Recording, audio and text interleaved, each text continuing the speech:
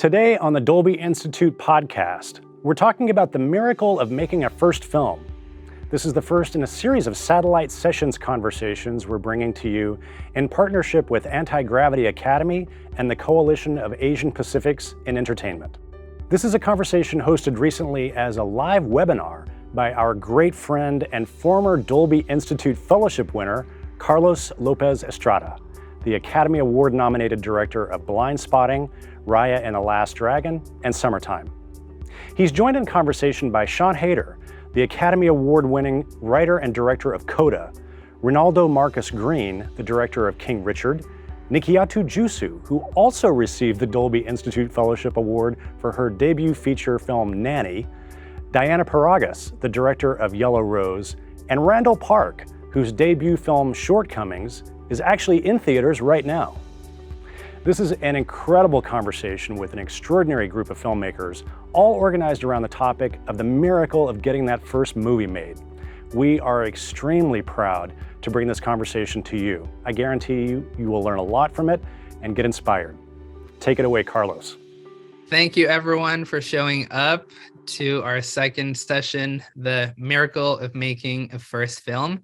And thank you, Cape, for co-presenting this with us. My name is Carlos López Estrada. I'm a filmmaker, the founder of Anti-Gravity Academy. We are a production company that we established last year, really with the main focus of supporting emerging filmmakers in film and TV and beyond. After hosting this conversation, we're going to start doing this monthly, and we have really good lineups coming up.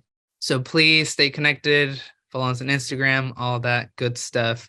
I'll tell you a little bit about these satellite sessions. What these really are: monthly free conversations with incredible, exciting figures from the film and TV universe. Our last panel last month featured 5 agents and managers speaking about finding representation as an emerging filmmaker. And our July panel next month will feature 5 producers who have built careers out of supporting first-time feature directors. So please stay connected. Make sure you tell your friends about it. The last thing I'll say is that the Dolby Institute has very graciously agreed to host our panels so they can live beyond these live sessions. So you will soon find them on the Dolby Institute podcast, as well as on the YouTube channels. We're here to talk to 5 incredible filmmakers, and this is because the making of a first feature is really nothing short of a miraculous feat. There's just so many elements that need to perfectly align at the right time in order for an emerging filmmaker to get a shot at telling their story. And we're hoping that by having these very earnest conversations about what it took and what it felt to make a first feature by these directors, we can shed a little bit of light into a process that, is so mysterious to so many emerging filmmakers. So please help me in welcoming our 5 panelists. We'll start with Siân Heder. She's an Academy Award-winning and BAFTA-winning writer and director. Her first film, Tallulah, stars Elliot Page and premiered at the 2016 Sundance Film Festival. Her most recent film, Coda, won Best Picture and Best Adapted Screenplay at the 2022 Oscars. She's also worked on some great TV shows, such as Orange is the New Black, Little America, and Glow. Thank you, Siân, for joining us. I'm so happy to be here. Thanks for having me. Next, we have Rinaldo Marcus Green, whose film King Richard earned 6 Academy Award nominations, including for Best Picture. And his first feature, Monsters and Men, was awarded Outstanding First Feature at Sundance 2018. He is currently in post-production of Paramount's Bob Marley biopic. We're very excited about it right now. Thank you, Carlos. Hi, everybody. Nikiatu Jusu is a filmmaker whose debut feature, Nanny, premiered at the 2022 Sundance Film Festival, where it received the Grand Jury Prize in U.S. Dramatic Competition category, making her the second Black female director to receive this honor. The movie was released by Amazon and Blumhouse. You can watch it. It's incredible. Please make sure you do. Next, we have Diana Paragas. Her first film, Yellow Rose, stars the incredible Tony-nominated Eva Noblezada and made history by being the first Filipino-American film distributed by a major Hollywood studio. She also directed an episode of the TV show Little America with Forshan Hader over here as a showrunner. Thank you, Diane, so much for joining us. So excited to be here. And last but not least, we have Randall Park, who is an actor and a filmmaker who co-wrote, produced, and starred in Netflix Always Be My Maybe. Randall's also known for his acting work in Fresh Off the Boat and the many films he's done for the Marvel Cinematic Universe. He has a production company called Imminent Collision, which focuses on comedic stories from API perspectives. And his first feature film as a director, Shortcomings, premiered at Sundance this year, and it will be released in theaters on August 4th through Sony Pictures Classics. So please make sure you show up to see it on opening weekend. Carla. Thank you all for joining. And just so you all know, we're going to be talking for the next little bit, and at the end, we're going to be doing a Q&A. So if you have any questions that you would like to ask any of the panelists, please make sure you write it on the chat, and we'll try to get to as many as possible at the end. As a director, sometimes you find a story, and sometimes a story finds you. And I would like to go around and have you each answer which of this is true for you, and what about this particular story made you feel that this was it, like something inside of you that felt like this was the story to tell. So we can go, I'll just go in order here. Diane, can we start with you? Oh,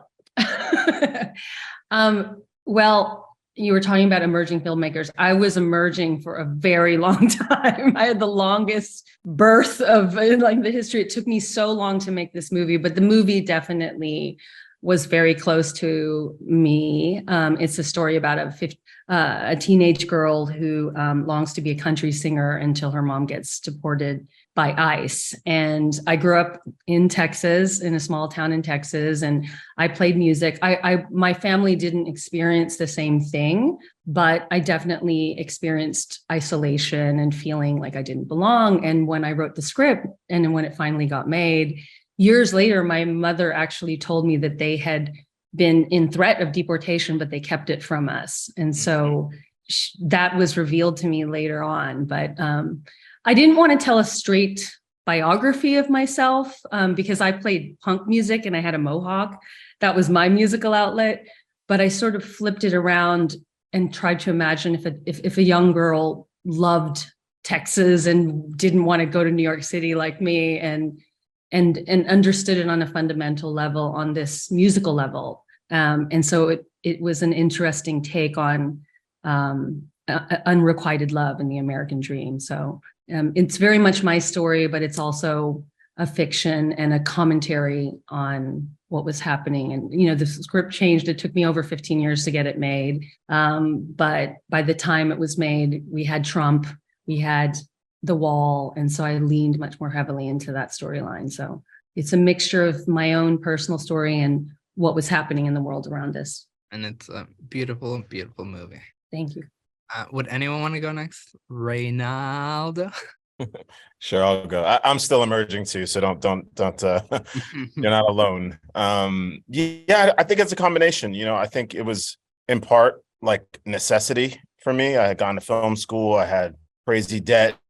You know, I was just trying to figure out how to make something, you know, with this degree that I had, you know, and of course I had lots of stories and lots of stories I wanted to tell, but what was the one that just kept coming back to me, and which one felt achievable? And I think I was constantly having that conversation with myself, but the reality of my life was also pushing certain elements. You know, I just gotten married, I had a son, and it was like, well, what can I actually achieve on sort of my internal timeline in the like myriad of ideas that I have? And so like I just by process of elimination started to like take out, you know, some of the grandiose ideas, because I thought I was going to kind of put the rest of it, you know, put my first feature on my credit card, and I didn't know I was going to get financing. And I was, you know, in that crazy state of like, I'm going to do it no matter what. Like I had the $30,000 version and I had the $100,000 version. But somehow, you know, but I was doing all the paths. I was submitting to the Sundances and Tribecas and every grant and lab you could possibly imagine.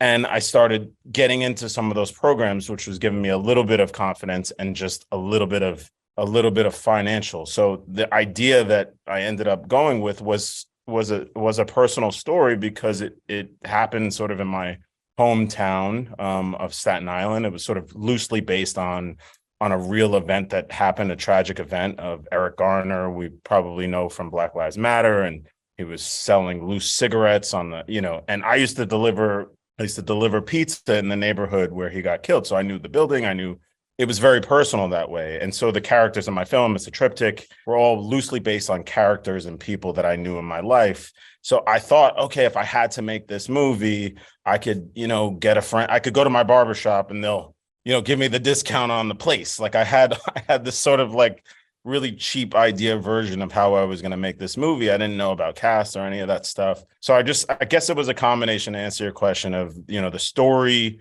was also in part what was practical in my life and what I thought I had a good chance to try to make, within a certain window of time, because all of these films, a lot of films have a certain window.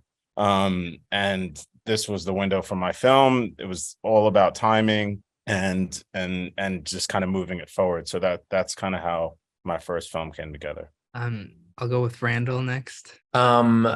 For shortcomings, I actually read the graphic novel when it came out back in 2007, and at the time I was fairly new to my acting journey, and I remember reading this graphic novel and just being so blown away by it, because it was the kinds of like movies that I wanted to be in as an actor, just kind of these very simple stories that take, just walking and talking, people just kind of hanging out in diners and just kind of very real life, authentic stories that happen to feature Asian Americans. But at the time, it felt like such an impossible task, because I was just starting out. I didn't have any ability to make it happen, and I don't think the industry was ready to make a movie like that. But and then over the years, as I kept kind of slowly building this acting career, I just kept thinking about this graphic novel, and I just kind of couldn't get it out of my head.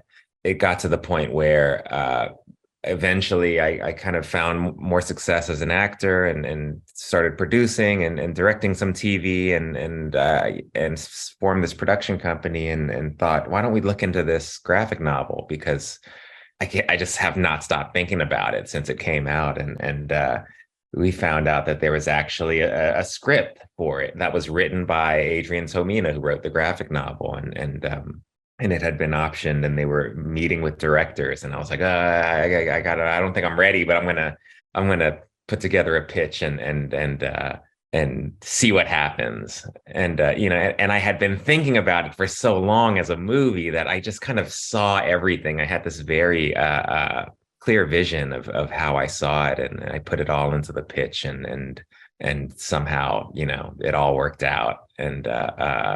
And yeah, 15 years later, we were in production, which is like crazy.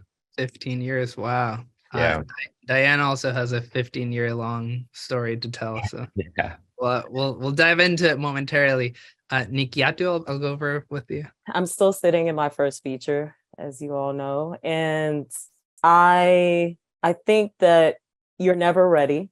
It's kind of like having a kid. So I hear, because I don't have a kid, for various reasons, namely making films. But you're never really ready. And this project took 8-ish years, from conception to like having a draft, conceiving of the story, but I stacked multiple stories. I didn't know which one would be the one that would stick. You throw a lot of shit at the wall, if you have the luxury of stacking ideas and you're not sure which one will get financed. And so I was stacking ideas. Like I had ideas in different various iterations of the idea. And I thought my vampire project, surely the industry will not ignore a vampire project. Like this is going to be the first one out the gate. But luckily I had other other ideas. But for me, the catalyst in tipping over from stacking ideas to making an idea tangible was finding a producer, finding Nakia Multeri to produce my first feature. She really kind of dragged me to the finish line of writing a draft and revising and revising and revising a draft that was financeable. And that's relative, that's subjective, that word. What does it mean to be financeable on the page? I second guessed myself a lot. I wasn't sure this was the idea. It's a personal story. I think what a lot of us share in common, a lot of first-time feature film makers shares that first idea out of the gate feels personal, because you need to have something more than a desire to be in the industry to get you to that first feature. Like, it has to be something that wakes you up in the middle of the night. It has to be something that you can't shake, that you can't forget.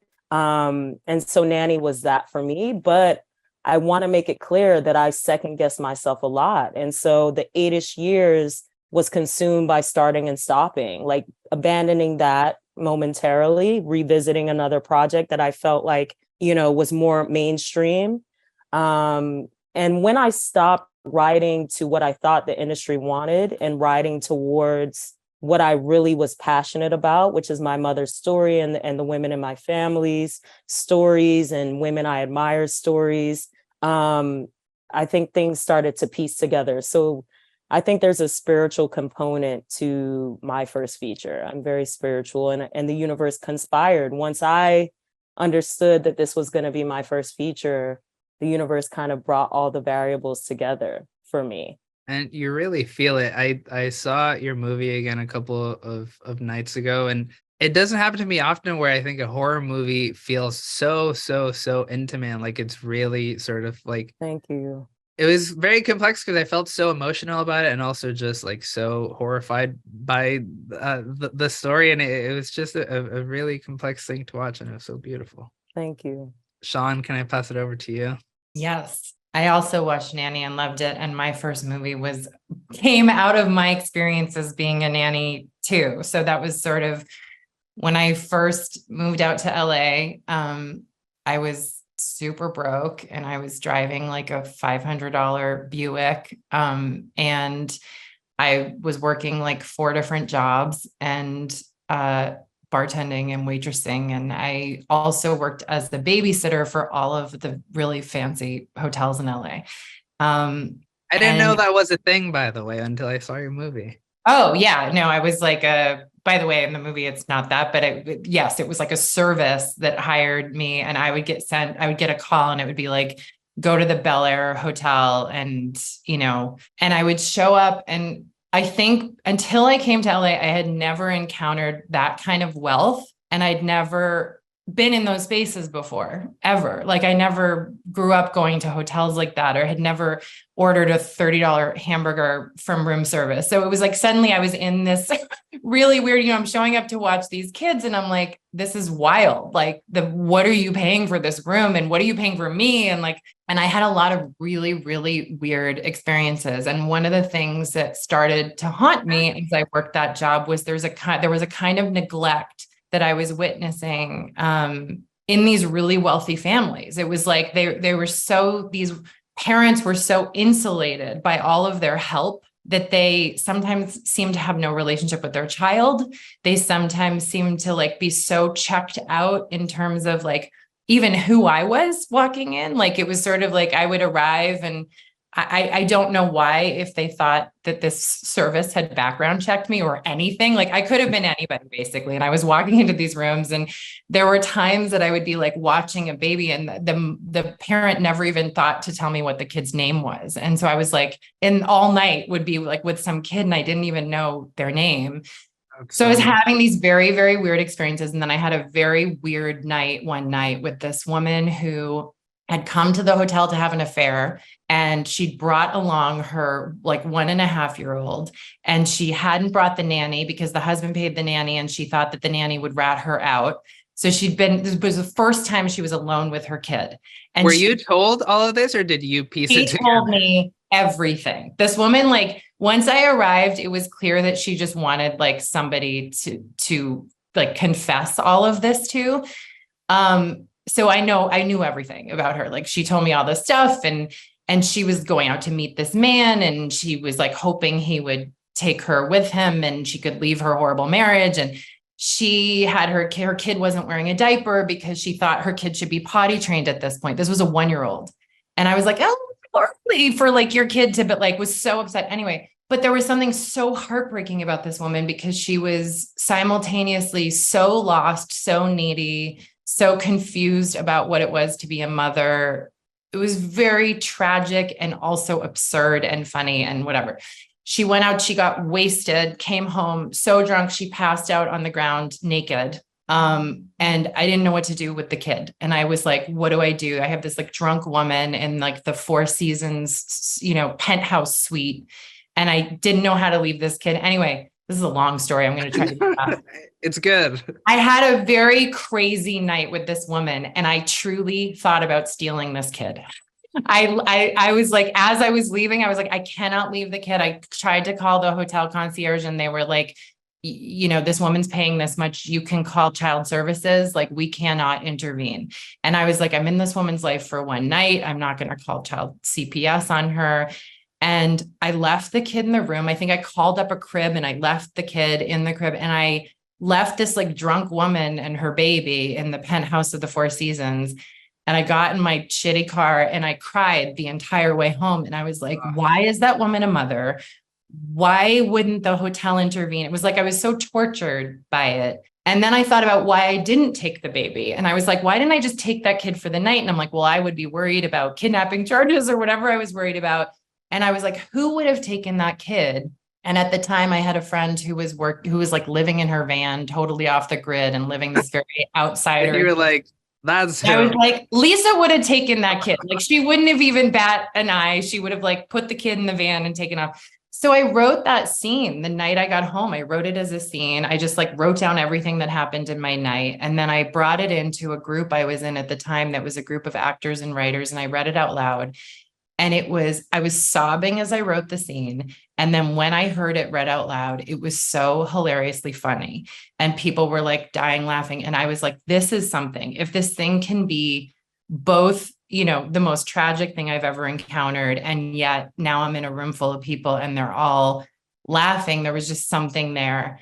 And so I ended up writing it kind of as a short film and applying to AFI, making it through the directing workshop for women as a short. And then it took me 10 years to make it into a feature. And, we're all in that boat. It's crazy.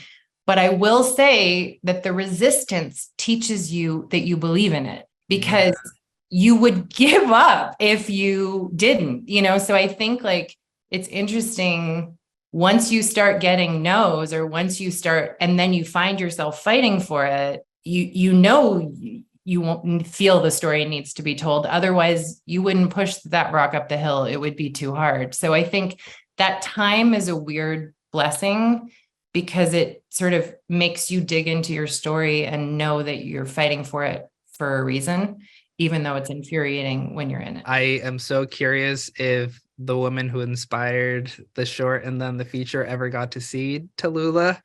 I have a secret dream that she did. I did have a woman who I used to babysit for, who was not that woman, call me up and be like, was that movie about me? Oh, no. After she saw it. And I was like, no, it really wasn't about you. But apparently I hit a nerve with other people as well. Wow.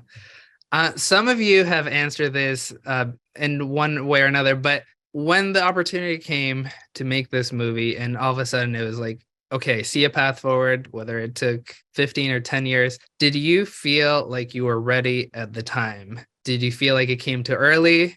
Did you feel, probably after 15 years, I can't imagine you thought it came too late, but how did you feel underprepared or insecure? Like there's a moment where it clicks and you're like, okay, I think this thing is actually going to happen. How prepared or not did you feel? Whoever wants to chime in. I'll chime in. I felt like it's about goddamn time that we had the money we needed to make the things that we want to make. And I say we because I had a tribe. Like, I had built up a tribe, a community. I went straight from undergrad to grad school, NYU grad film. I haven't taken a break. And so I was really hyper focused on making, communicating with the world. I have a compulsion to communicate. And so I was like, yeah, all we needed was the resources and the money, which is what a lot of people need. But we have all these labs and these mentorships. And so at a certain point, you feel like I don't need mentorship. I need money in my account to make a thing. And so, yeah, for us, I felt like it was about time, and now we can really flex. I was really boosted by Through Her Lens, which is a grant from Tribeca Film Institute and Chanel. And I got more money than I've ever had to make a short. And I'll just be transparent for the sake of this panel. It was like $95K. That's so much money. Listen, at the time, I was like, now we can flex. We can make a sexy short with this budget. But I think I'm not sure if it's that number anymore. So anyone who applies, I don't know what it is now because everybody's on a budget. But that was the first time that Nakia and I, my producing partner, and I were like, we can shoot in a hospital for real. We can have practical effects because I want to work in fantasy. And I think it's important for filmmakers to understand that what you're building in film school, if you do go to film school, is a canon of work that speaks to the work you want to make, because it's really easy to get pigeonholed really soon in your career. And so fantasy is expensive. VFX teams are expensive. So finally we could play with like practical effects at least. And so, yeah, I think that we were ready. Like we were eager, we were ready. I just didn't know which idea it was going to be, which is why it's important to have people outside of your brain who have a really, at least relatively objective purview that is informed by the industry of which of your ideas feels the most doable, and working backwards from your resources for that first project is really important as well. So in those regards, I felt like it was a little overdue for me. Does anyone want to chime in? I'll chime in. I mean, I think the answer is the same as Nikayatu, and in many ways what you said to Randall was that I was just waiting for the industry to catch up.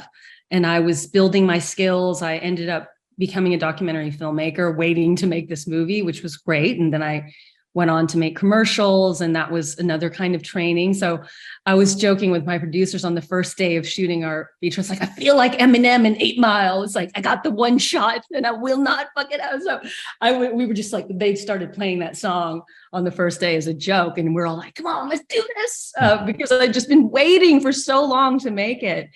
But at the same time, you're completely not prepared because we had a tiny, tiny budget to make it. I also made a short just for those emerging filmmakers out there. I have a good story about that. Part of the reason it took so long is I was asking permission from white Hollywood to make this movie. And so I would pitch to all these people and they're like, we don't get it. Who wants to see a Filipino country singer who's running from immigration? Like, who wants to see that movie? I was like, I want to see that movie. And I think a lot of people would if you would give me a chance. I said, no. The industry just wasn't there. And it was only after, and echoing what Sean said, all those no's that I was getting was like a weird kind of fuel to be like, fuck all these people, And what changed in my situation, which is a lesson to a lot of those filmmakers who are watching this, I went to my own community, to Filipino Americans. Part of the reason I stuck with it, I had never seen a film with somebody from my experience. And so I started to go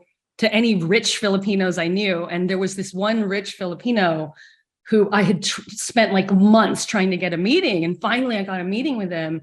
I'm pitching my feature, right? And I could see he was like, well, I don't know. I've never invested in this. And then he mentioned in the talk when I was pitching him the idea that he really loved Whiplash. And I just pivoted in that moment. I totally made this up. I was just like, we know Whiplash started as a short. So if you write me a check for like $40,000, I can make a short, which I had no idea of making a short. And he said, I like that. And he became my financier, and I made that short out of just like seeing the opportunity in the room. And he became my first investor. And then that same person invested on the feature. that was sort of the deal, was that, you know, investing in the short would be first money in, not to get too technical, into the feature. That's how I sold them. I totally was talking out my ass. That's another lesson. Begin to, you know, it's called show business, but no one tells you the business part is the bigger part often, you know, that you can't do what we do with a paintbrush. You have to have money, and you have to have a crew and all this stuff. And so that short actually, you know, helped me open up to other investors. And I'm proud to say, like, our actual feature ended up being financed 100% from Filipino money. And that's how we got it made. And it's like, because I didn't have to convince those people, they were fighting the same fight and they wanted the same thing I did. I didn't have to convince them. So, but to come back to your thing, I was 100%, 1,000% ready and 0% ready at the same time. I will say I was not ready when I thought I was ready. So after I made my short with AFI, I think I was like, that short went to Cannes and won an award at Cannes and helped me get an agent representation. And I wrote it into a feature, and it got set up like right away. Like it got set up with like the Mark Gordon company, and I had cast attached and I was ready to go. And then it kind of like lingered and kind of fell apart and didn't happen. And the thing about that 10 years when I was trying to make my feature is it kept getting like set up with different actors, and it was kind of like herding cats. Like I'd get a cast together and I'd get some piece of the budget, and then like something would go away. But I will say, looking back, I would say there were 3 really important things that made me not ready. And I think I would have made a much less interesting movie had I made it right after I made the short, which was in that 10 years, I started writing for television, and I wrote on Orange is the New Black and Men of a Certain Age, but I was on Orange is the New Black for 3 seasons, a little bit into season 4. And I produced every episode I wrote. So I was on sets and I was shadowing those directors, and I was learning how to read a one-liner, and I was learning how to make my day, and I was learning how to, you know, figure out coverage and be in the editing room. And sort of, it was like my own film school to shadow all those directors. I did a ton of labs, like Ray was talking about. Like I, you know, had my script, and I did the Film Independent Lab, and I did the Nantucket Screenwriters Colony, and I rewrote my script like 60 times. Like I kept being like, oh, that's what the movie's about. And I would kind of go back in and rewrite the script. And the last thing I'll say is that, you know, like Nikki Yatu, I couldn't figure out how to be a mom and a filmmaker at the same time. And I was kind of holding having a child hostage until after I made my first feature. It was like, well, I can't have a baby until I make this movie. The movie was about motherhood, and I had written it from this super judgy place of being the nanny coming in to this mess of a mother and being like, some women just aren't meant to be mothers, I think would be my thesis when I wrote this initial version of the script. I kept pushing having a kid. Honestly, it was like the movie would get set up and I'd be like, well, I'm not going to have a baby now because the movie's set up. By the time I shot my feature, I had a 15-month-old and I was 7 months pregnant when we actually shot. It's just timing. Oh, wow. The worst timing you could ever think of when it came together. But I knew what my movie was about, because after I had my daughter, I had so much empathy for my villain. I had a colic baby who honestly was a nightmare for the first 6 months. I didn't sleep. I was a mess. And I was like, oh, I was someone who really wanted kids, and it really threw me. And I had so much empathy for my villain. And I went back and completely rewrote the script from her perspective, not from her perspective, but holding her perspective as a valid one. And it's a way more interesting movie because there's no villain, like, because it really is. It wasn't this like psychotic mom who was like this trashy rich lady. I was like, oh, this woman doesn't know how to do it. And even though that was not the ideal way to make my feature, when I finally made it, it was actually insane to shoot it at that time. I had a deeper understanding of the story I was telling, and I allowed my life experience in those 10 years to infiltrate my script and allowed my story to change and become more complex. So I'm so weirdly grateful for that time, even though it was infuriating when I was living. I think that's something super important to note, is that all the time that it takes to get there when you're in it, you normally feel like, you're just really just want to get there. But the once you finally get there, you look back and you're like, oh, all those years actually like really, really just prepared me for it. And had I done it 5 years ago, it just wouldn't have had all these layers of life that it does now. And I know it's hard to hear when you're in it, but the same thing happened to me. I was just like, I really am so glad that it took this long, because all the time that I spent waiting and really wanting it just made me a better thinker and a better writer and a better listener. And now I can actually do the thing. Waiting should never be waiting. It's like you should keep funneling in your story while you're waiting. I also quickly please want to supplement what Diane said about the burden of that first project and feeling like you can't fuck it up. Excuse my French. I don't know if we can curse, but go. That burden of like being a historically marginalized filmmaker kind of knocking on the door outside of the system is that we put this undue burden on ourselves to make that perfect.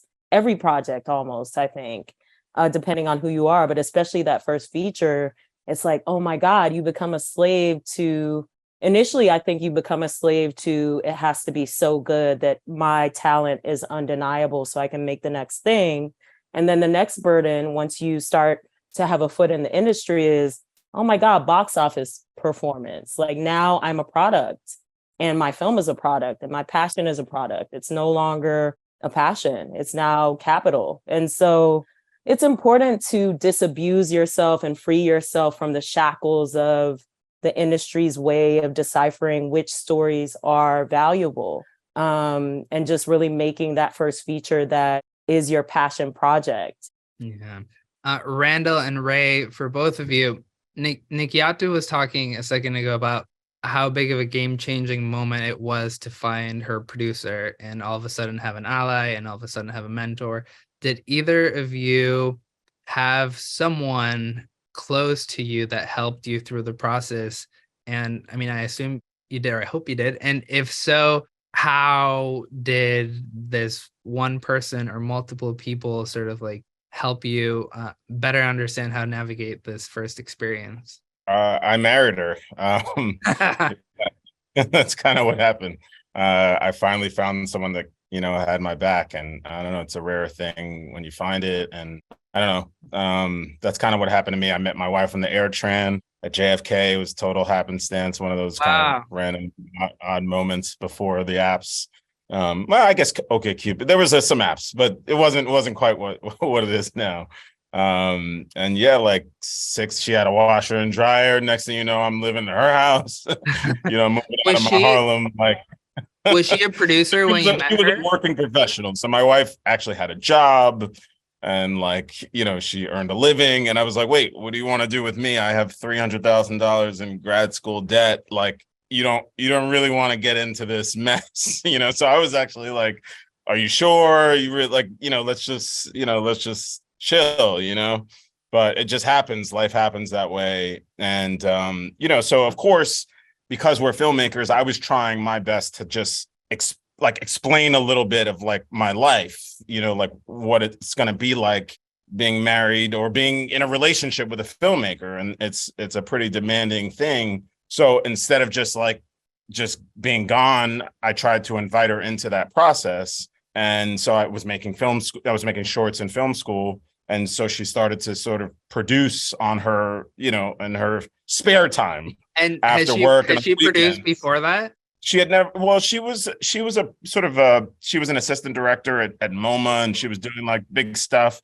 So she had a big job. I guess she was producing within the corporate structure, but never in film. But her but she loved film. She knew more about film than I did, and I was in film school. So it was super weird. And I was like, wait, I don't understand. Like, why do you know all this stuff? And so she just had this eclectic background. I just met an amazing woman. It was just like one of those things that I didn't feel like I deserved. And I really just tried to mess it up as much as I possibly could, because I couldn't, like, no one should love me this much. Like, it doesn't make any sense. I'd never felt that. Like, my mom left when I was young. I had mommy issues. I had crazy stuff. So I was like, no, like anytime I felt love, I was trying to like push it away, because it's like, you can't, I'm going to hurt you, or it's going to end up bad. And I just don't want to put this on someone that's perfect.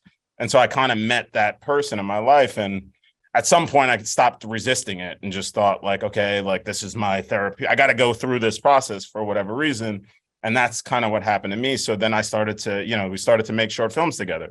And, my career really started to take a different shape once I had that producer, once I had somebody that like truly cared about me as a person, like forget like the actual like skill of producing, just someone that like actually read your stuff. Like you didn't just send it, and, like someone that read it and actually didn't tell you it was great. Someone that actually could give you valid feedback, and I felt like, it's funny. She's not like you, like if I told her we made like 10 million, like she doesn't care. Like it doesn't matter. There's no up, there's no down. So like for better or worse, that's just kind of who she is. She's just like kind of raw like that. And I had never had that. I always had people that told me great stuff. It's amazing. Or, it was never, it was real. I felt like I had someone that can give me real feedback. She wasn't ever too happy about anything that I did, and that was like a defining moment in my life, my partner, and then somebody that I could count on truly, like, and that was like, I don't know, I'm not saying marry all your producers, but like, that's kind of what happened. I fell in love with the person that I felt like, and I never expected her to produce, in a real sense. I think it was more us becoming a relationship, and she was supporting me in that way. And, that's how we started, that's how our relationship started. And then, I started making short films together. And Ray, beyond the short films, what was her role on Monsters and Man? She became an EP because like she was at the time working full time, and she was a mother because we had a kid, and she was, I think, 8. I mean, I don't know. Yeah, my timeline's messed up. Don't ask me. I'm bad about it. Yeah. Same. She's on here. I'm embarrassed, but yeah, we had the kid, and I was hustling, and she was working. Because she had a job, I just had a little bit of cushion to like not have to pay back my student loan immediately because I wasn't paying rent. And so just that little buffer was able, but I didn't waste that time. I wasn't sitting on the couch doing nothing. I was like, well, here's this woman that's going to work to like help support. Like, I'm going to do everything that I can to like try. But I always thought like, if it doesn't work out, I'm going to have to go get a regular job like someone else, or, go teach or figure something out. But it happened, that's it, just, the little hard work. But like every time I thought I was going to give up, which I'm sure some of us may have faced, it was just like, am I chasing the dream? Like, am I just chasing something that's not actually real? Like, because I had success. I actually, I went to Cannes with a short film and all this stuff, but like, it didn't mean money. It didn't mean anything. And then I had debt. So it was like, am I still chasing this thing that's not actually real? Like, I might actually have to give up because I can't support myself. Like, this isn't real. And then every time I was like, well, this is going to go away, something would happen, a grant from Tribeca, like $2,000, just enough. Like, oh, okay, maybe, just maybe. And like every time that would happen, it'd be like $2,000, $1,500, until enough little pieces came together that just gave me enough breathing room to get to that next thing. And that's kind of what happened. And then once the ball gets rolling, then it gets rolling, and all that other stuff, kind of happened, but I have imposter. I can't stop working because I think I'm never going to work again. My life is over. Every movie I feel the same. So, it's like, so now I'm like, I have to work all the time because I'm like, the bottom's going to drop out and forget about it. And, that's it. But anyway, long-winded story. I married my producer, and that's the rest is history. Randall, for you, did you have a mentor? Did you have an ally? I think one of the advantages of having been an actor for so long is that I've gotten to work with so many different directors just over the years, and to build these relationship with these directors, and to see that when a director likes you, likes working with you, they use you again and again, and you get to become friends with these directors, and so I had a bunch, Ninachka Khan, Nick Stoller was a big help, Josh Greenbaum, I mean, just so many. Every time I see a director that I knew or hung out, I'd pick their brains and ask them questions, depending on what stage I was in the process, and even well before, my acting career got started, when I was at UCLA and I co-founded this theater company, this Asian American theater company, and my friends in that theater company would so many years later end up becoming my producing partners, and these guys knew me, they know me, and they became a great source of support, and they kind of went in different paths in the industry, and so they knew areas of how this thing works that I didn't, even having been in the industry for so long. Yeah, it was that journey. Having that journey certainly, Yeah. brought me a lot of just a lot of friends who were great resources. And did you ever feel like you potentially knew too much because you have been exposed to so much, so much stuff, so many directors, so many actors? You have such a good understanding of, how a set run. Did you ever feel like it was a hindrance, like it maybe wasn't allowing you to have that sort of like discovery or that like first time feeling that I feel like so many first time directors have? No, I never felt that too much. I mean, I think maybe I came in ready for sure, but I don't know, just my nature, I'm just not like naturally the most confident person. I'm always like, kind of ready for anything, and very open-minded about things, and ready to learn always, and I think that having that attitude, it really helped, and it also helped make everything feel a lot more collaborative, which felt like everyone in the project had more ownership. And I was always like ready to listen. And for me, it was like the best idea wins, and sometimes, sometimes that can lead you astray, from your original vision. But, sometimes a lot of times it makes it better, And so yeah, I don't think it was a hindrance at all to have that experience.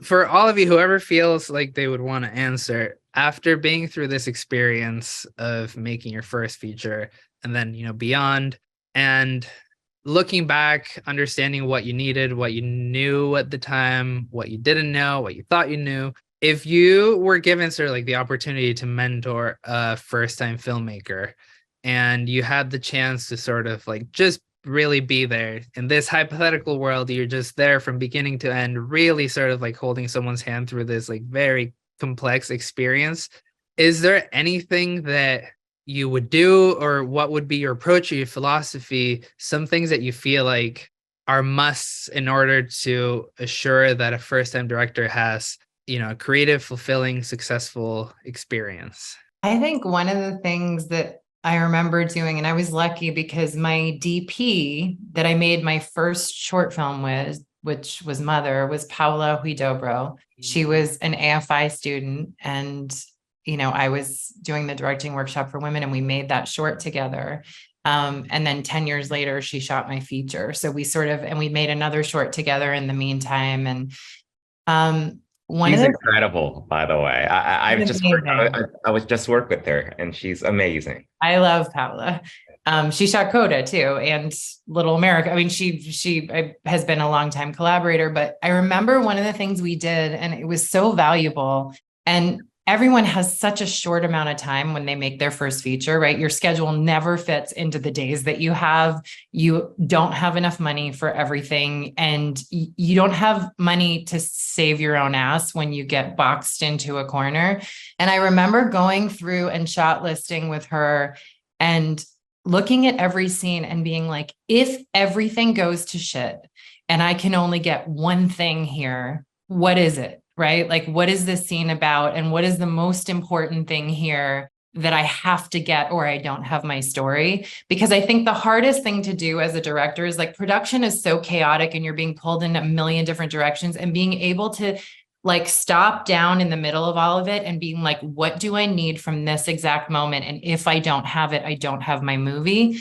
And that kind of clarity where I'd almost like made notes to myself that we did when we were shot listing, whether it was like one image from a scene or one key emotional thing that I needed. And so then when you like lose your location and you're running, you know, I remember we were shooting down in the subways, a pivotal scene of Tallulah, like basically the ending scene, or, you know, when Tallulah goes to escape and like almost gets on the train, and the subway, we lost the subway. Like we ran out of time and they pulled the subway from us and we lost it.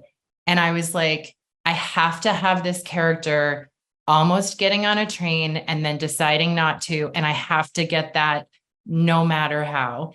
And we went and stole the shot on like a live subway platform with me and Paula and Elliot. And like, we just like basically almost got arrested trying to get this one shot, because I was like, I don't have my movie. I don't have my movie if I don't have this one moment, and I'm never going to get a pickup shot, and I'm never going to get, like, this is my one chance to get it.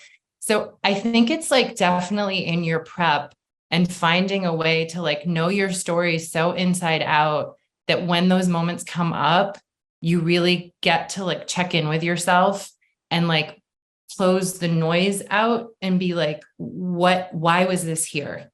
And also, why was this here? Maybe it can go. You know, I always talk about like there's $1 scenes and $5 scenes. Like if it's a $1 scene, like maybe it can go on that day when you've run out of time. And maybe you schedule that at the end of the day. So, you know, if you have to, you can get rid of it. It's so hard. Like the things you learn as a director over time, it's so hard to know those things going in. But if you know your story really inside out, you can have your AD or your more experienced crew around you sort of guide you, because you can always be able to say, I need this one thing. Like, I don't need anything else. I don't need the boat or the sunset or the whatever, but I do need this one character beat, like help me get it. And so I think that clarity of like why every scene is there in your movie is super important. I got so much anxiety thinking about the technical aspects of your shoot and all the New York stuff and all the subway stuff and the chases and the cops. Don't put babies in your first movie. And the babies. Put a baby in. I remember like a producer reading the script. It was so expensive to make that feature because it was in New York City and we had like subway chases and whatever, but the baby killed me. And we had, I think, 8 babies playing one baby. If any of you want to play a fun game, watch Tallulah. That's amazing. There is one 2-minute sequence where the baby's face changes like 6 different times. That's so and good. My editor and I remember was like, I was like, everyone's going to be writing about this. Like this baby's face changes every 2 seconds. Cause I would be like, this baby's crying. Get me a different baby. Like, I don't care if that baby has the wrong face. It was so impossible to shoot a movie with a baby in every scene. It was pretty much. Yeah. I mean, it's hard to shoot babies at all, but you had, I mean, a protagonist of your movie and probably 90% of the shots is a baby.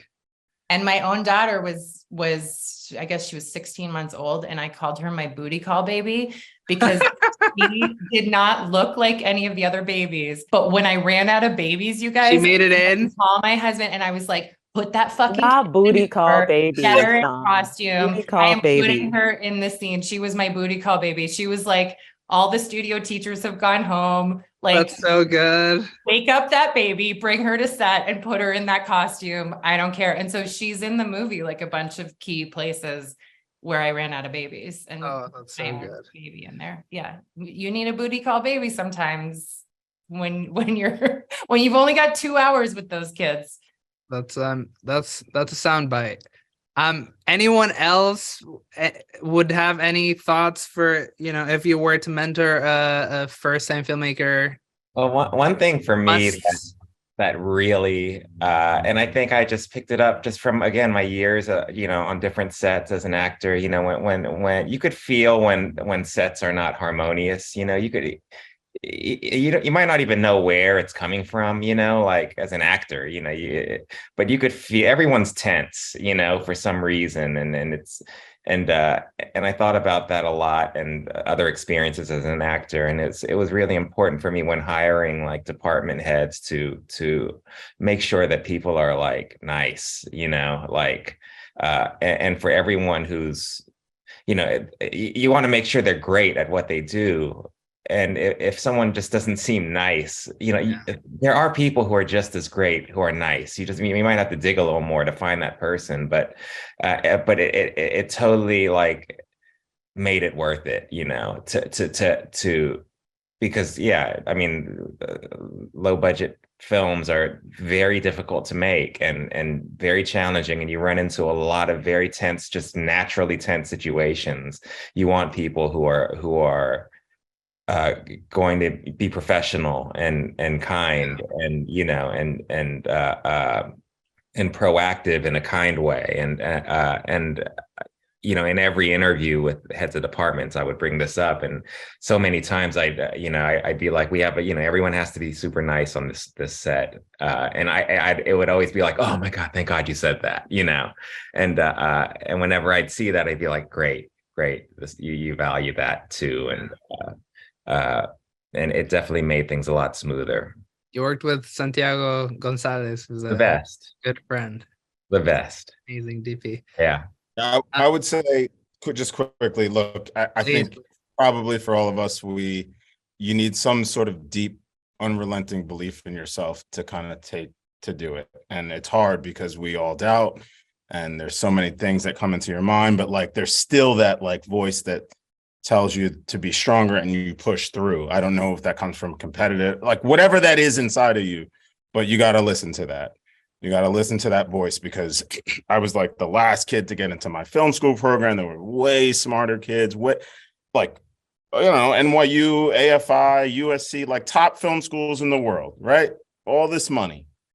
In my graduating class, there's like 5 people that have made one feature. Yeah. That's just the realities. That's the statistics. That's what you're facing. And this is like, that's the film school route, right? Like, that is the reality. But like, there's no reason why they can't make movies. That they had way more money than some of those kids are not coming out with any debt. So something's getting in the way, right? There's a complete mental inability to get over some hurdles in your life. And like, that's the thing you have to investigate and tackle. At the end of the day, like, it's that little voice, that burning voice inside that tells you that you are worth it. You can do it. There is a roadmap out there. People have done it. Keep it simple, and you have to constantly like talk to yourself and like work through and navigate like all of those negative voices that come in. I tell a lot of, I'm not on social media. I don't have anything wrong with, I think if you can use it for good, but some people like can't. They're looking at everybody else and what they're doing and what like the world, and it's just, it feels so massive. Like, how do you insulate yourself for a certain period of time? So like, go on whatever that is that says like, I got to shut all that stuff out to like, for a little bit, just like a little bit of time to like, just move forward, and then do something every day towards that project. Like, if you sit in a cafe, like, and nothing comes out for 8 hours, it's a waste of 8 hours. Yeah. So like, send an email, have a meeting, talk to someone else. Like, you can, maybe you didn't write that day, but you wrote by like moving your project forward. Like, don't just like sit there. No one's going to do it for you. Like, it's just not going to happen. Like, you are the only person that's going to do, of course, producers and support and all those people in your life that give you that. But like, at some point, I got to like put the Snickers down and like get on the Peloton. Like, I got to do it. Like, that's like, you have to do it. There is a roadmap to do it.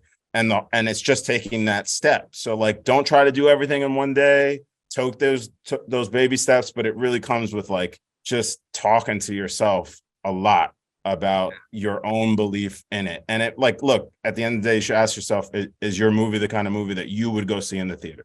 Mm-hmm. Would you go support your own film? And if the answer is no, pick up another idea. You're not making it for somebody else, but like, you should be able to go see your own movie. I teach. I'm still a teacher. I'm an assistant professor in the film department at George Mason University. And so this is not a thought exercise for me. I actively have to inspire film students and encourage them to make films and write films that are feasible. And so I think the biggest thing that I'll start with is community. Forging community is really important. None of us is an island. I'm not this far because I'm this far because of my collaborators. I'm this far because I chose intelligent people and they chose me in return.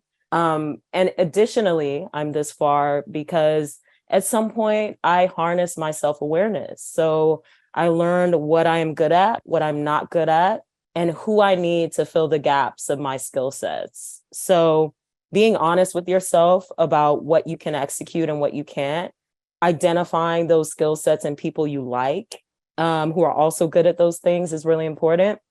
I don't have the luxury of marrying my producer. I know many male filmmakers who dated their producers, cishet, male filmmakers who dated their producers and maybe married them. It's a luxury. It's hard to find. Make some money together. It's hard to find a man who wants to support, a woman filmmaker. But I think that community, first and foremost, harnessing your tribe, figuring out what your skill set is, allocating responsibility to people who you vibe with, who also fill in those gaps. And then writing backwards from your resources. Like, do you have a friend who has a beach house in, off the coast of Georgia? Do you have a friend who has access to an actor who's rising and who's really good at what they do, and you can write a role for that person? Do you have access to a DP with amazing equipment who's not going to charge you because they want to expand their reel? For me, teaching, I made a lot of shorts with a filmmaker named Yvonne Michelle Shirley, who was a peer at NYU Grad Film. And we graduated and still didn't have features. So we cobbled together our resources and wrote a script based on those resources. So writing backwards from what you have access to. We had access to Brooklyn teenagers in the peak of summer. Exterior day shots are your cheapest, shots to shoot. You don't need lights. You just need a camera. You need compelling actors and a compelling location. Exterior daylight. So figure out what you have access to, figure out your community, start to identify people who want to create alongside you. All of that is super important in terms of building a canon for yourself, because I had to make many a short film before I made my feature, which is why my answer to your previous question, Carlos, was it was about goddamn time, because I made various shorts that did really well. And I was ready to tackle with my producing partner, who we practiced together on our short films, that big feature. So practicing with your tribe, building with a community, and writing based on what you have access to, what is cheap and free. Yeah. You're all giving such incredible. I have a tiny thing to say. Yeah, please. Just because I was just talking about it today with another filmmaker, and that is, you called this talk the miracle of your first film, and it's a miracle to get it made. But I was just romanticizing how free it was. Yes, you have no money. Yes, it took you 10, 15 years to get there. But when you get there, my advice would be to enjoy the moment, because as we navigate through the industry, I'm doing my first studio film, it becomes so much about these other voices and these other people. And then you have a whole other world of things that are, going to be in front of you. And I think all of us know what I'm talking about, but that you have one first film that you'll ever make, and you have to treat it like the miracle that it is and enjoy every moment. I have just one short story. There's the one scene that I had in every version of the 60, Shauna had probably 70 drafts of this script over the years, was this one scene. It was really difficult. And at the end, it was a night shoot into a day shoot. If you've seen the film, it's the arrest of the mom that goes into the morning, that she runs through the field. And we shot it in order in one day, and I had no time to do it again. That was it. And it was this scene that was the most important scene in the film. And by the end of it, it was all done on the flight. The cops that showed up were trying to stop us. I'm like, roll on it. And it had the sirens, we were like escaping this. We were running through cactuses, the AD. By the end of it, there was 2 people in the hospital. People were quitting. I think my AD quit. It was, people were crying. Everyone was upset. And I am alone in with the DIT, secretly cheering and savoring this moment that I'd waited so long for, and it worked. And it was the thing I thought it was. And that moment will never come again. I think, you have this one moment when you can pull all the magic and the mystery and the beauty and the pain of putting that fucking movie together. When you are there, be present, and that joy and that appreciation will come through, and it will show in the film. And I think all of our films was born out of pain and love and belief and fear. And there's a reason that we're all here, is because I think we operated from that point, and then it does end up showing up. So enjoy the moment, enjoy the miracle, and appreciate it in the moment. I want to add one quick thing too about casting, because I think a lot of us, as you're trying to get your movie financed, the way that you do it, right, when you are not the asset on the movie, is often through attach this person, get this person in. My advice would also be like, you have to trust your gut about when you're making a compromise that's going to sacrifice your movie too. Yeah. Like there's a lot of that horse trading where it's like, well, if you got that actor into your movie, it would get made. Maybe that actor's really not right for that part. And it's so hard to say no to that, because it's like, but the movie will get made. And so I would say, in the same way, know that the decisions you're making, like, know what Diane was just saying, like, it is a miracle that your movie gets made, but like, it's not just about getting it made. It's not just about going out there and getting that, like, person that's randomly worth something foreign financing wise that you're like, why? And then you put them in your movie because that's going to get your movie made. Like, getting the thing made should not be the goal. Like, you have to tell your story right. And I think that's really a struggle for a lot of filmmakers starting out. And there were actors I walked away from on Tallulah that people thought I was crazy. And it's true. Like, the movie would fall apart, and then it would be like another 2 years. And I'd be like, I don't know. I just need to wait for the right cast too, because this is who I'm stuck with at the end of the day. And, sure, I could put that person in and I get my money tomorrow, but that's not a movie I want to go see. That's not a movie I'm going to make. And that compromises my film. So that's just a little note about the compromise dance that I think you have to make. And really just like the listening to your gut, which ultimately, I think it's easy when you're wanting something so bad to maybe ignore it sometimes, but more often than not, that maybe doesn't lead to the best outcome. Yeah, such incredible wisdom from all of you. Thank you. Okay, next question is just about the themes of your movies, because all 5 of your films deal with very complex, delicate subjects. Ray, in your case, police brutality. Diane, immigration, a family that's undocumented.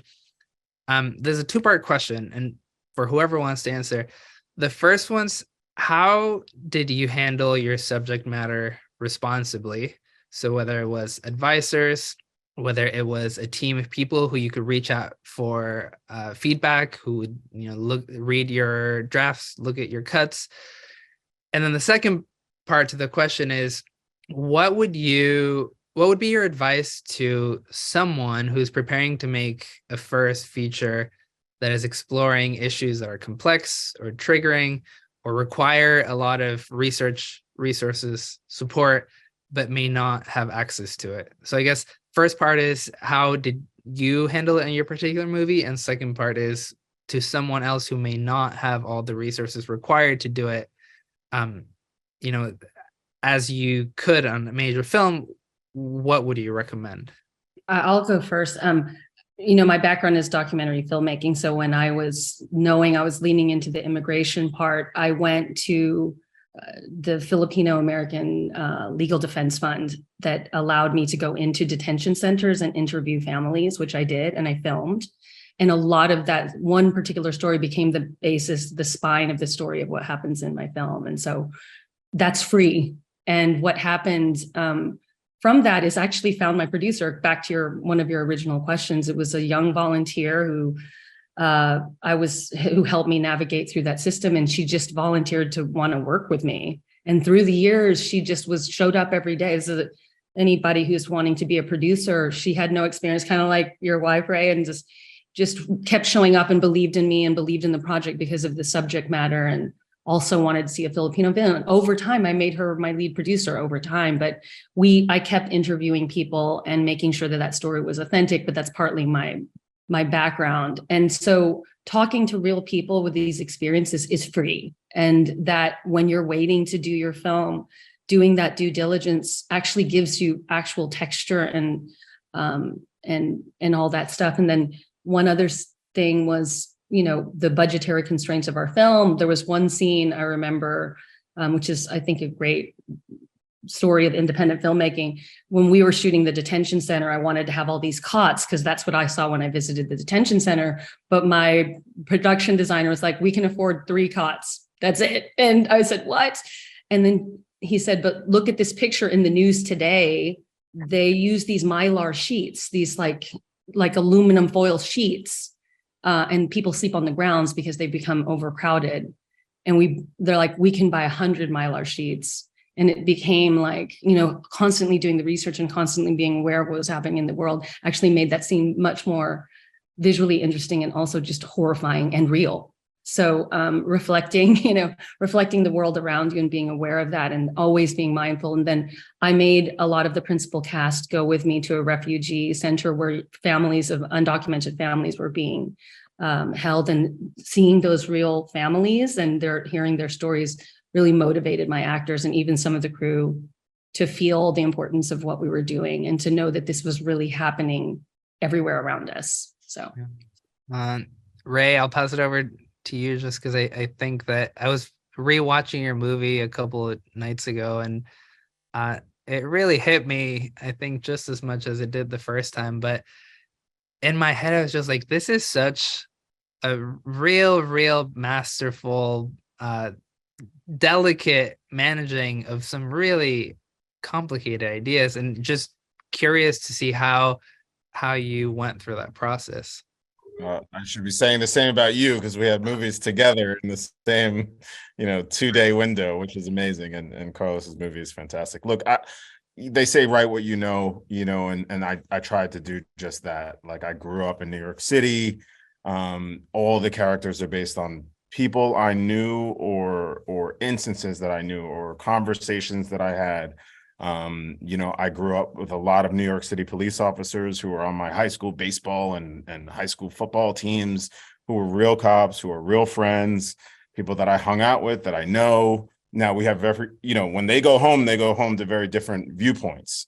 I didn't know that. And that was the most interesting thing for me, was just getting to finally peek behind the curtain of somebody else's door, for the first time. So even though I knew them in the baseball and the public setting, I didn't know them at home. And so that was part of my job, was to try to understand what it was like to be a police officer outside of just doing the job and meeting them and seeing them on the street, was actually to go into the house and see that kind of thing. And so, I think, again, it's just trying to know your subjects as much as you can.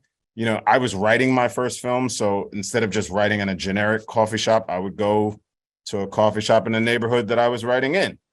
Like, I didn't go, like, I wasn't in the, in the nice area. I was like, oh, well, I should actually go to where my characters are.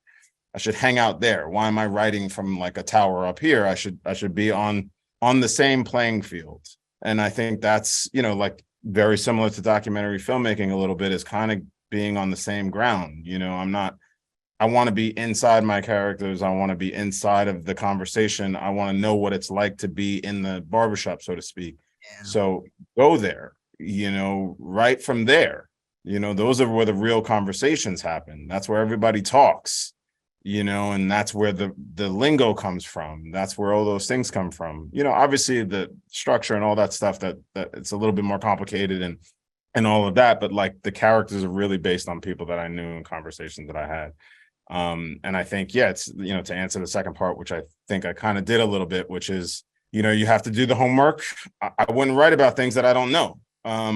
That's a scary territory. I just wouldn't do that. You know what I mean? Which is probably why I haven't done the Marvel thing yet, because I'm like, I don't I don't know. I'm not, like I don't know those characters. Maybe I would be fine. There's no like, that's not like what I grew up watching. So hasn't been my path because I'm that just, but again, like I'll read real fast, you like they call me to do, I'll start, I'll do my homework, but like you have to do the homework on that thing. You have to do the homework. And if you don't do the homework, people know. So I think ultimately, if the characters feel lived in or breathed in, it's because you did that work. I mean, there's no other way to do it unless you know. And like, that's why all of these first features feel so intimate. They're so personal, but yet they still have like universal appeal because of that, because of how intimate and personal they are able to reach other people because other people can identify with the same feeling or similar things. And I think that's all you're trying to do is to give someone such a unique, such a personalized view of what that is so that, that someone else can relate to it. Nikki, I read this really great interview you did on Vulture, and in it you speak about sort of like being forced to navigate white spaces as a Black woman during most of your life. And, as we all know, the film industry is no different. So I was just curious if there was anything particularly challenging you encountered in telling a Black story with, so many layers of cultural specificity, African folklore, in an environment that is, definitely not used to exploring these types of stories. Yeah, you know what? I briefly saw that in the prep work, and my brain was like malfunctioning in terms of how to even. So, everybody knows, not everybody, but I just got off the leg of my first feature doing press all last year. And it was like it was a whirlwind. I went out of post-production right into a press run, my first press run. And I'm not necessarily someone who is created of the industry. And so I didn't really have a lot of patience for the press run.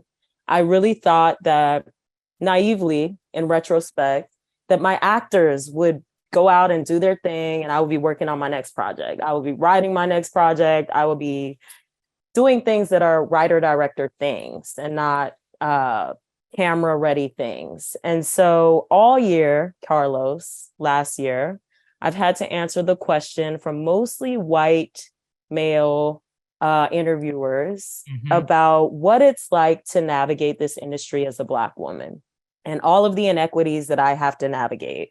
And I got to a point where I was like, you know what, this is performative. This is people filling up time with word salads because none of these people intend or have even the bandwidth or the power to change anything. So this is all performative. This is not serving me as a Black woman filmmaker who has to figure out her next project and has to essentially manifest her next project.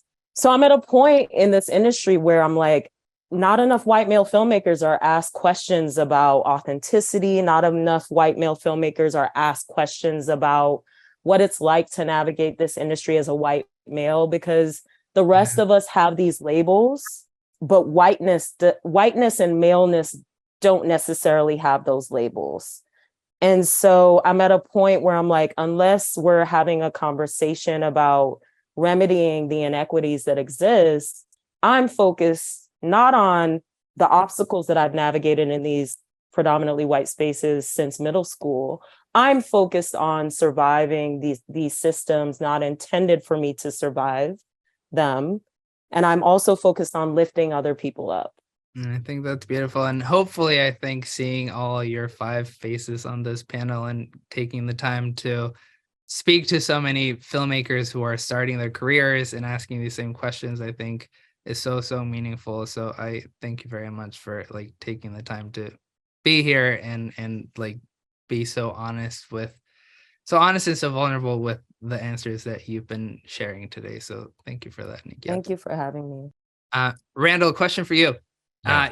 Your movie deals with a character who's like very concerned with people's opinions and criticism over creative work. Someone who's kind of like given into cynicism and has like a really hard time just existing and appreciating sort of like what's around them. Did this character mirror your own journey at all? Did you feel like you had, because you were so aware of sort of like the universe that you were stepping into, did you feel like you had any trouble discovering sort of like the magic of making your first movie versus keeping this critical eye? I think that that type of character kind of exists in all of us to a degree, you know, and I think there is the lead character in Shortcomings is definitely a snob and a prick, you know, and not who we should aspire to be, and he's very unhappy because of that, and I can identify with that to a degree. But I wouldn't say that it's definitely not my nature, like of who I am. Like it's the kind of person that I very actively try to not be, and try to combat that side of myself always, you know, and try to not be miserable, you know, like this guy. But in the course of kind of making the movie, I thought about those sides of myself and those sides of friends that I know, and also how it exists in this community, you know, this Asian American community, and why, and incorporating all those elements and making sure that they're alive throughout, because that's kind of what fascinated me about the source material to begin with. It really showed these sides of me and my friends that you don't get to see on film that often, you know, the cynical sides, the bitterness that's there, you know, that comes with being Asian in America, you know, and so it was, if anything, it was cathartic in a lot of ways to tell the story, and to be able to shine a light on these aspects of myself and of this community. Question for all of you, and this is kind of tied to what you were just talking about, Randall, but with such complex emotional demands for your characters and for yourself, I think all of your movies deal with like very, very difficult human emotions. Was there anything specific that you did to take care of either yourself as an artist as you were going through this process, or your actors as you were asking them to travel into some very complicated scenarios? I think had Shawn had mentioned that she had like 2 kids. It was like, I was very much in the same, like, I'm not going to allow life to stop myself. And anytime you can be vulnerable, I think, to actors, I think they can be vulnerable to you. I think there's, I find my job as a director is to create a space for actors to feel as vulnerable as they can. It's really scary to do what they do. They're naked in front of you, and they're bearing their souls. And it's like, how do you create an environment for them to do that and do what you need them to do?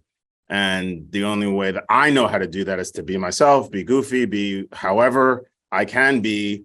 And I'm like maybe too transparent sometimes. I just feel like I'm just like, my life is your life, my kids are your kids. Like I just, it's all part of the same thing. It's all part of the same journey. So that kind of open level of communication, no one's better than anybody else. But I think that's just who I am. I've done every job you can possibly imagine. My first job was like Chuck E. Cheese dancing as the rat. Like, there's nothing I haven't done, all right? Like, from landscaping, like, I did every job there is, like a little league umpire, you know, YMCA, like gymnastics coach. I've done it all. There's nothing. I've worked on Wall Street. I was a kindergarten teacher. Like, I've done everything.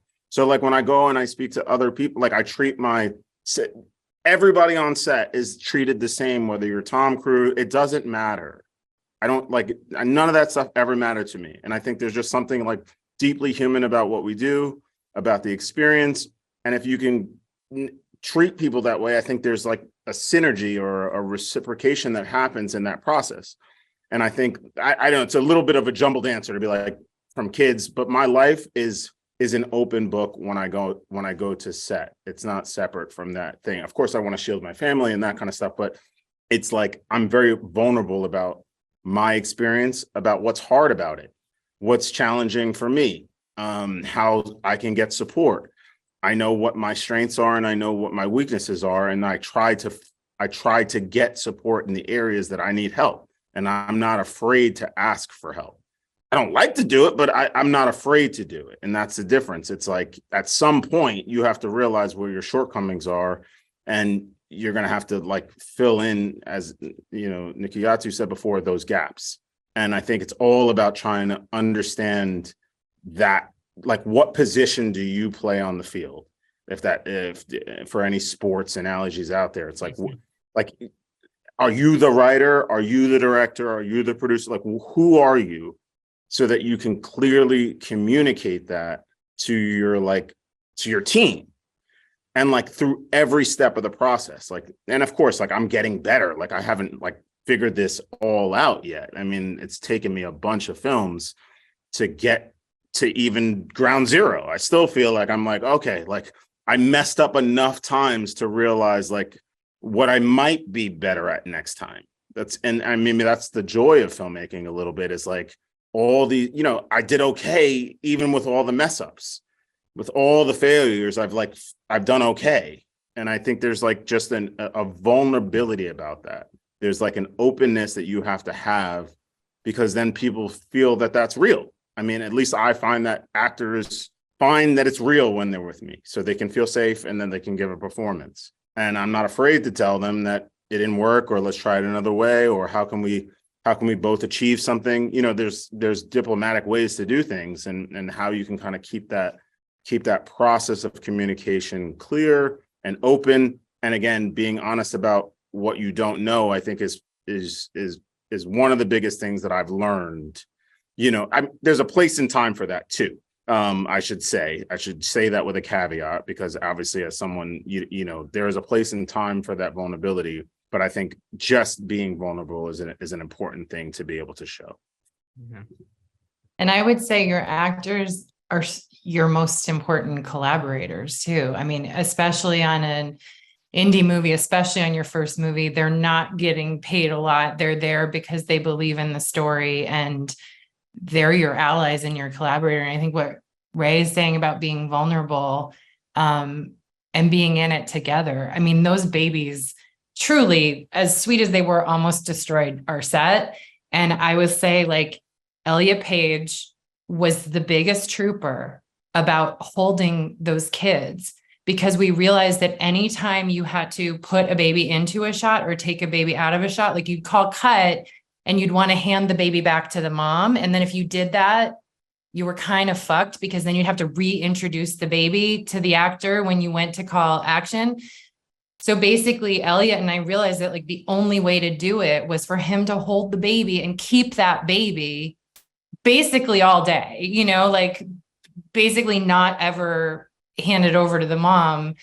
So he was like a full-time babysitter along with acting. It was just so making wild. Songs and stories. And it was like, but having actors, I mean, both Elliot and Allison Janney, I love these people so much. And they were just in it with me. It was like, whatever we need to do to make this movie. And I think acknowledging as a director too, when you're like, I know this is hard, and we're down in the subway and everybody's sweating and everybody's dying because we have no AC and you don't have a good trailer. But like, you're a team and you're all fighting for the same thing, and you're willing to look out for them too. And I would say things like, you know, when do you want to do this scene? This is really emotional. Do you want to go first? Do you want to go last? Like, what works best for you? Do you want me to cover the other person so you're ready to go? Like, just having full communication with your actors so that they are in it with you and they're your collaborators and you're caretaking them.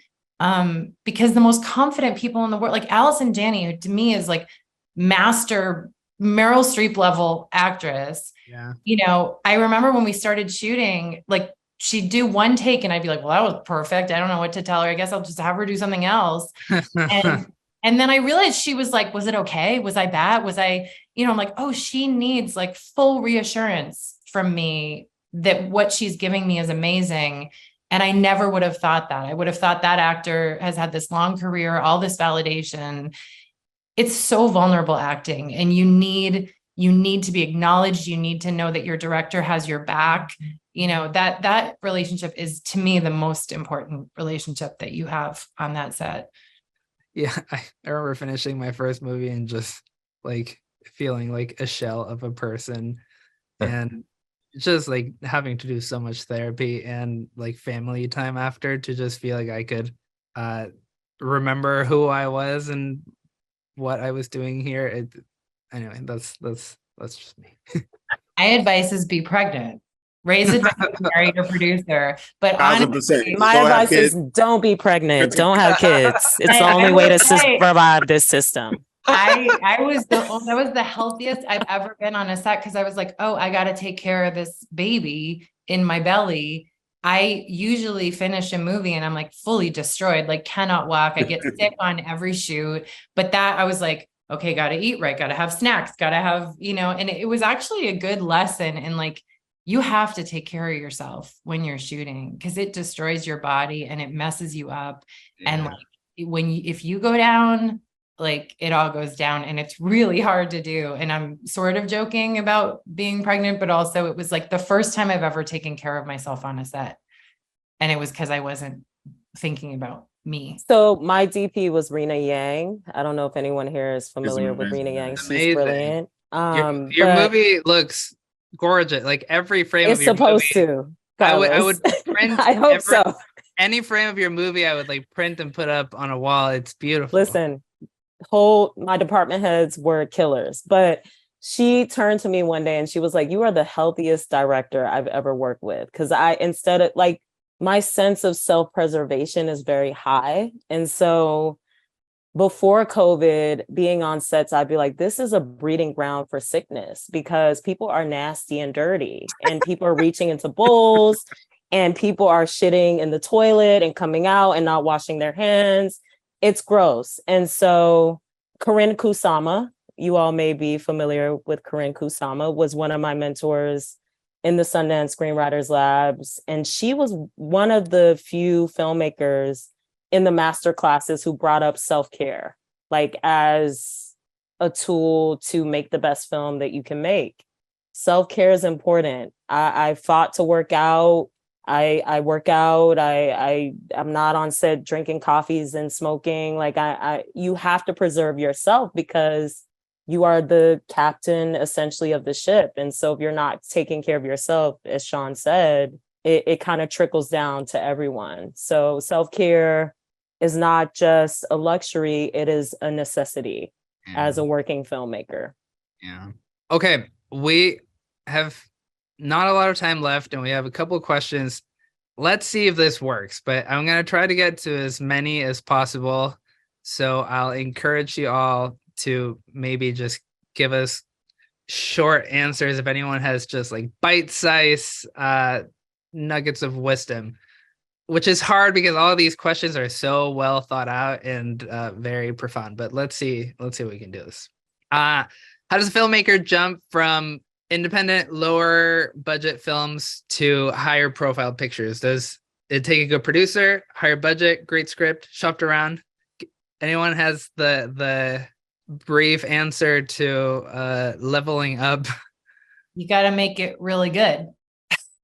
And then you get more money and more opportunity. The first one has to be a home run. Yeah, I agree. That's really the only way. There you go. There you have it. You want it.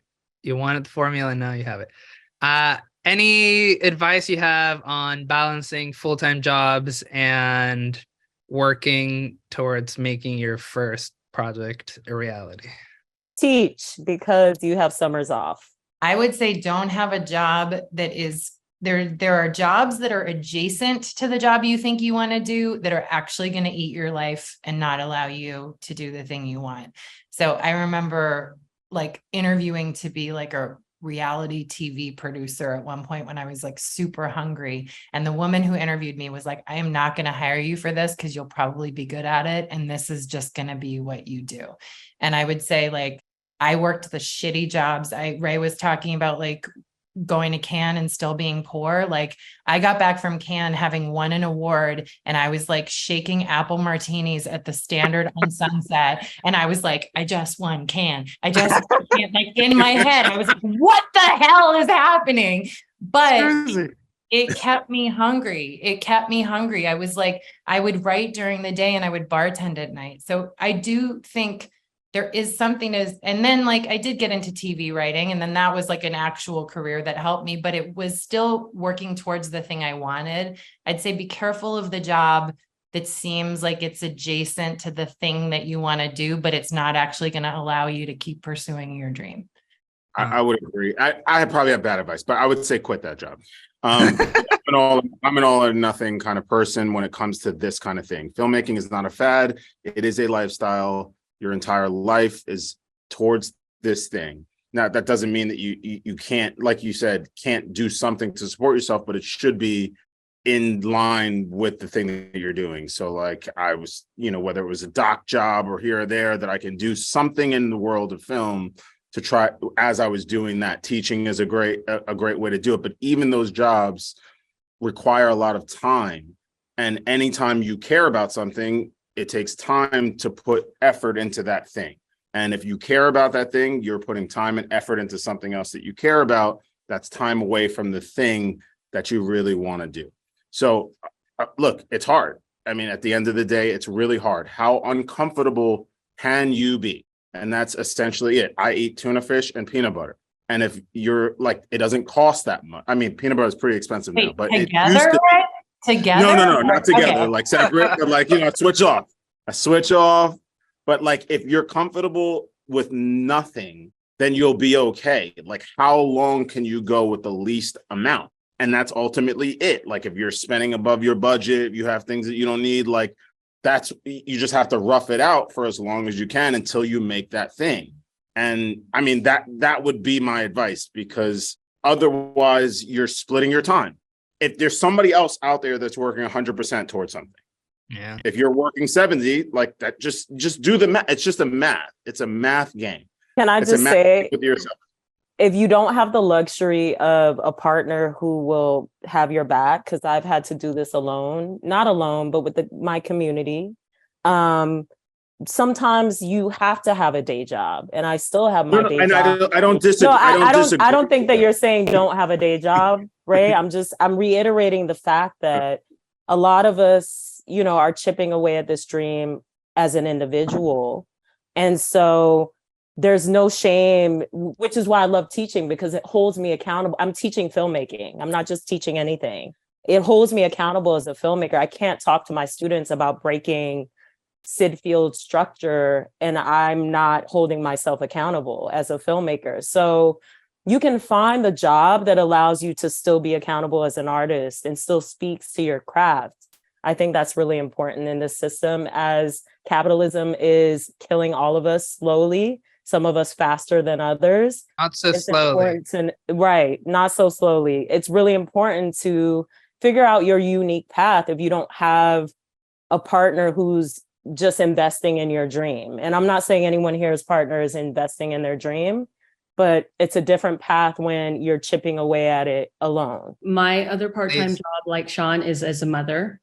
And I also had a baby on my short film and a 3-year-old on my feature. And I was taking care of that baby at night when I would shoot in a full 18-hour day. And then I saw an interview with Sarah Polley where she had taken a break from, and this is about balance. There's a point to all this about balancing your life and having to make money or having to be a parent. All of it is balance. And she created a set where she had enough time to spend with her kids at the end of the day and built that into the system. And I think sometimes we do put everything in and ignore everything else in our life and to try to make these movies. But I do think that having, mental health and balance with your family should be built into it. And it was really inspiring to me because hella hard to do my first feature on zero budget and then go home and feed my child and be present for her and then wake up. I had maybe 1 or 2 hours sleep and then I'd wake up the next day, and that's just not sustainable, and I'm so inspired to hear from you, Sean, about that, because I was worried that when I had my kid, and to you too, I was like, that's it. My career is over. I had the kid. And actually it made me a better filmmaker, and it made me have sort of that dual thing of it forces you to balance. It forces you to say, I have this kid and she needs me as much as this crew does. But I think that there can be some changes in the way we make movies, that you can have a life and make your art and have a balance. So it's a little bit tangential, but I just wanted to say that hearing from you as a mom, really, it was nice to hear, because it was friggin' hard. I think it's very important. And I think because of people like you all, these are changes that are happening, and you can see that directors are starting to like really set the rules of what's healthy for them. And I think that is just game changing for everyone coming after us. Okay, last audience question. How do you balance being political, getting your movie made, but also maintaining creative control? I would say choose your battles. Yeah. Not every hill is your hill to die on. And you're going to have to compromise, but just know when it's a fight that you should like go to the mat for, because I think then it has meaning. And I do find there are young filmmakers to me that are like every hill is a hill to die on, or every line in their script is a work of art. And it's like, no, there's a lot of smart people out there. Like, you can take notes and you can hear other people's ideas, and but when it's a compromise, that, like I said, with casting, or like I said, like if you feel in your gut that like the integrity of your story is going to be compromised, if you make that, you sort of have to really trust that, sense of like your inner compass or whatever it is, because I do think you're going to be asked to compromise all the time. Yeah. But like, you need to know when the fight is worth having, and then put everything into those fights. That's beautiful. Okay, so before we leave, when was the last time you saw your first movie? And I realized, Randall, the answer for you may be like a month ago as you were finishing it. But when was the last time you saw your first movie, and what was like the predominant feeling that you experienced when you watched it? I'll start with Sean, just because you're unmuted. I haven't seen my first movie. I'm going to say it came out in 2016. I probably in 6 years. I'm so scared to watch it again because it was the first movie. Like, I think it was good. Yeah. I don't know. But I'm so afraid. And I think I've grown so much as a filmmaker. I was thinking the other day, because I was like, God, if I could get back in the editing room and someone just gave me Tallulah now, like I would cut the shit out of that movie. I would lose a half hour. I would like I'm just such a better editor now than I think I was then. Everything was precious. And actually I am friends with Sarah Pauly now. And I was just talking with her, and she was like, I watched Tallulah the other day, and she was like, it's really good. And I'm like, is it? I'm so happy to hear that, because like in my mind it's morphed into like a very first movie, but like I should watch it again, because I think I'm just afraid of how I've grown as a filmmaker and what I might think of it, but I think I should go back. You should. I think you should. Yeah, we screened. Text me when you do. We screened at Sundance, and it was a nightmare for me. It was so much anxiety, and we're screening again at Tribeca in a few days, and I don't even think I'm going to sit in that theater.